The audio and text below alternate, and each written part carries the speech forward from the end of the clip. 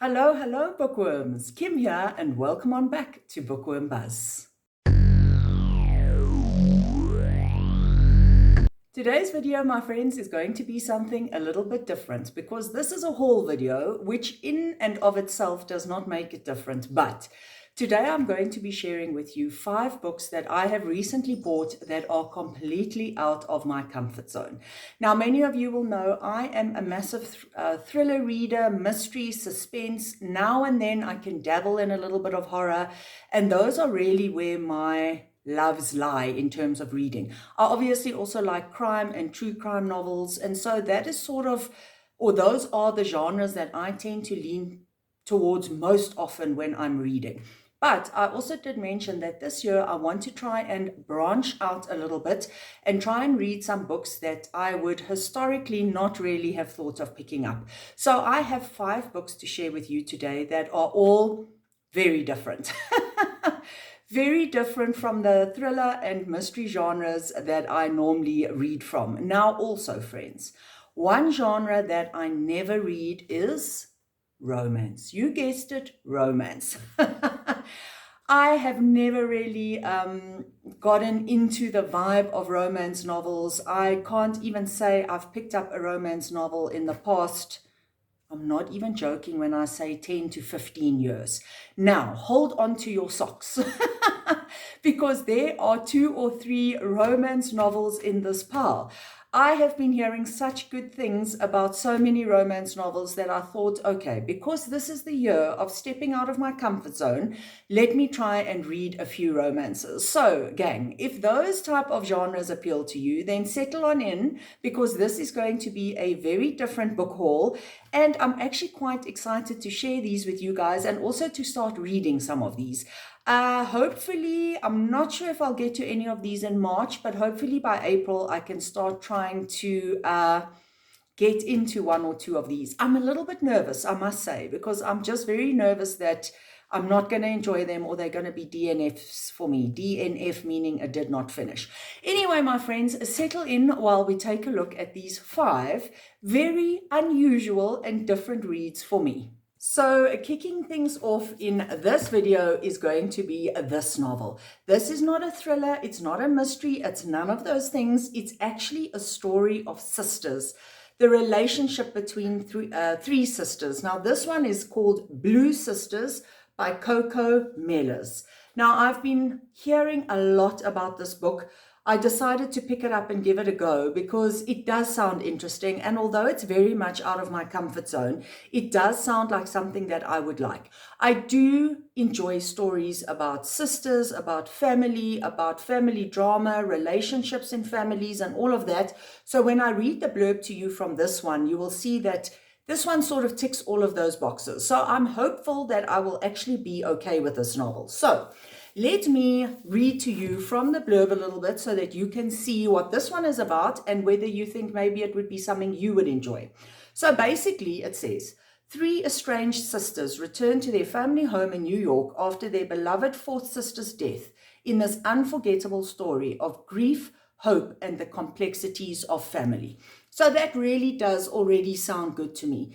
Then it goes on to say, the 3 Blue sisters are exceptional and exceptionally different.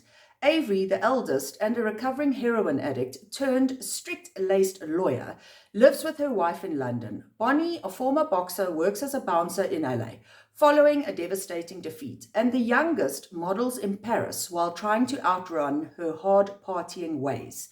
They also had a 4th sister, Nikki, whose unexpected death left the family reeling. A year later, as they each navigate grief, addiction, and ambition, they find they must return to New York to stop the sale of the apartment they were raised in. But coming home is never as easy as it seems. As the sisters reckon with the disappointments of their childhood and the loss of the only person who held them together, they realize that the greatest secrets they've been keeping might not have been from one another, but from themselves. So it goes on to say that this is a story of what it takes. Oh yes, this is the bit I read earlier that I love. Guys, listen to this. Blue Sisters is a story of what it takes to keep living after loss and ultimately to fall in love with life again. Oh, I think that just sort of touches my heart and pulls at my heartstrings a little bit. So yes, I'm very excited to read this one. Like I say, definitely out of my comfort zone, but then it does also have elements that I think I will really love. So hoping I can get to this one sometime soon. Okay, moving on to book number 2 in this video is this one, The 3 Lives of Cate K, and the author is Kate Fagan. Now, this is another one, as you can see, it was a book of the month release. It's another one that is completely out of my comfort zone, but that I do think sounds interesting. I think this one is really a story about the relationships between women and about ambition and all those type of things. So, yes, another one that I'm pretty excited to get to. So let me just briefly tell you about the story. Cate K knows how to craft a story. As the writer of a best-selling book trilogy whose adaptation struck box office gold, she's one of the most successful authors of her generation. The thing is, Cate K doesn't exist. Her real identity has been a closely guarded secret, with only one other woman knowing the truth. That all changes when the actress from Cate K's movie adaptations, Rye Channing, asks to meet the writer behind the pen name. Cate feels an immediate connection with Rye, but is hesitant to reveal her true self. What follows leads Cate down the rabbit hole of her former life, still wondering all these years later if she made the right choice by running. An inventively told, edge-of-your-seat read, The 3 Lives of Cate K explores the complex relationships between women, the limits of ambition, and the power that comes from embracing your story. So again, it does not sound like a thriller or a mystery or a suspense. It really sounds like I said in the beginning, a story of friendship or relationships between women. And I do like the aspects of the story that there has been something, clearly there's something that happened in the one character's background that led her to change her name and not disclose who she really is. So maybe that's a small mystery or suspense sort of element there, which, as you guys know, I do enjoy. But in general, again, another one that seems a little bit different from the books that I normally read, but another one that obviously makes it into this video because it is different from the books that I normally read. Right, my friends, then the next 3 books that I'm going to be sharing with you are, brace yourselves, romance novels. So as I said at the beginning of this video, these books are really so far out of my comfort zone that I'm actually a little bit nervous to read them. But all 3 of these are books that have been getting rave reviews. And so if I was going to dabble or am going to dabble in the romance genre, I might as well try some books that I'm hearing a lot about. So first up, we have this one called Before I Let You Go. The author is Kennedy Ryan. And isn't that cover beautiful? I think that is such a stunning cover, you guys. So again, yeah, definitely a romance, it sounds like, and definitely something that is very far out of my comfort zone.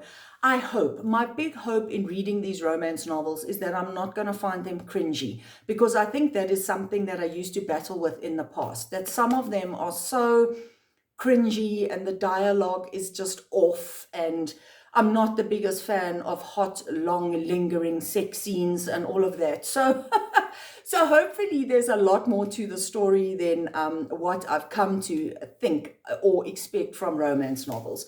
So right, my friends, this one says this. Their love was supposed to last forever.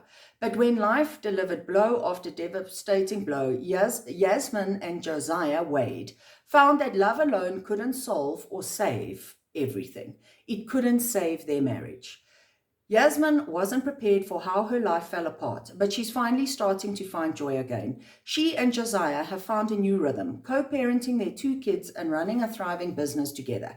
Yet like magnets, they're always drawn back to each other, and now they're beginning to wonder if they're truly ready to let go of everything they once had.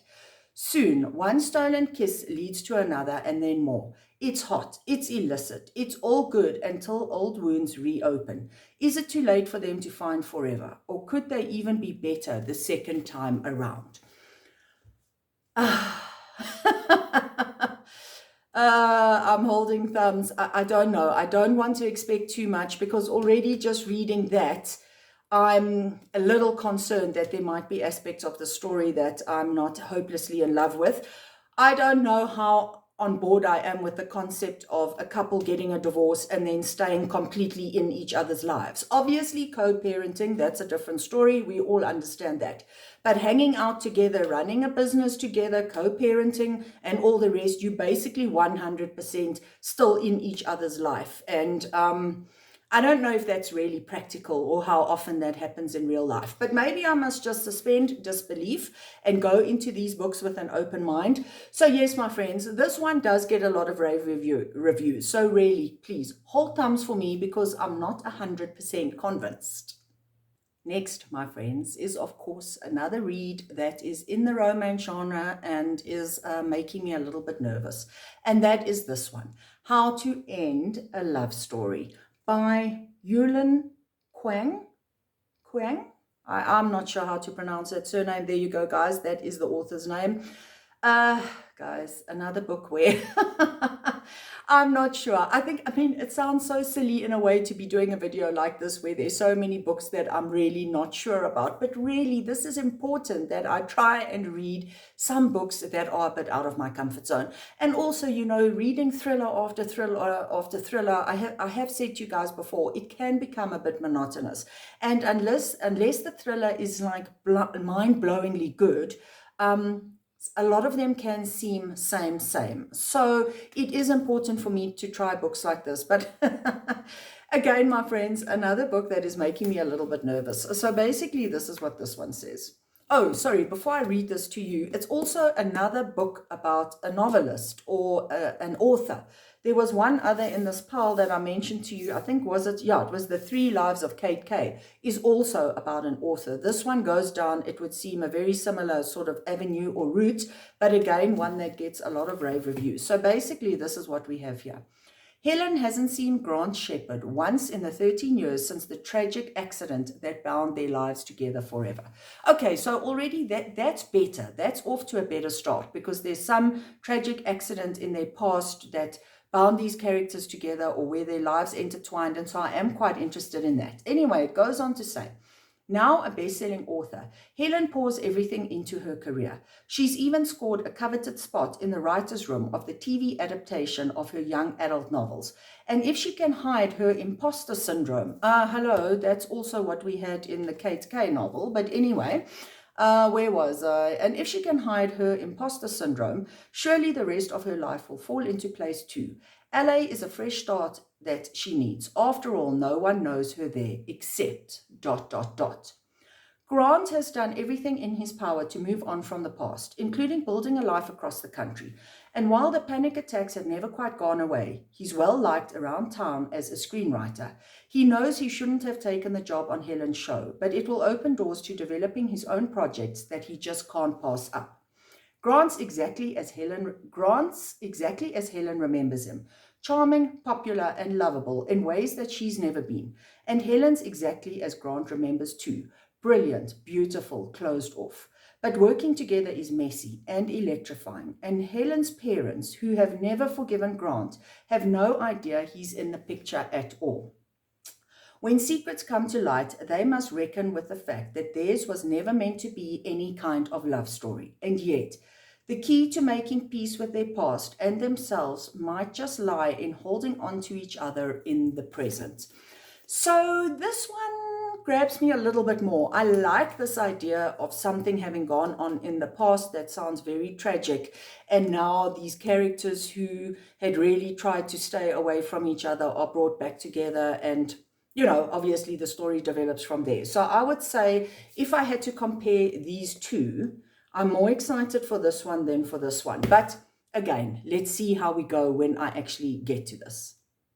And then last up, my friends, is a book that many of you would have heard about. If you read romance, if you dabble in romance novels, then this one is one you will know, because this one is super popular and everybody talks about this author.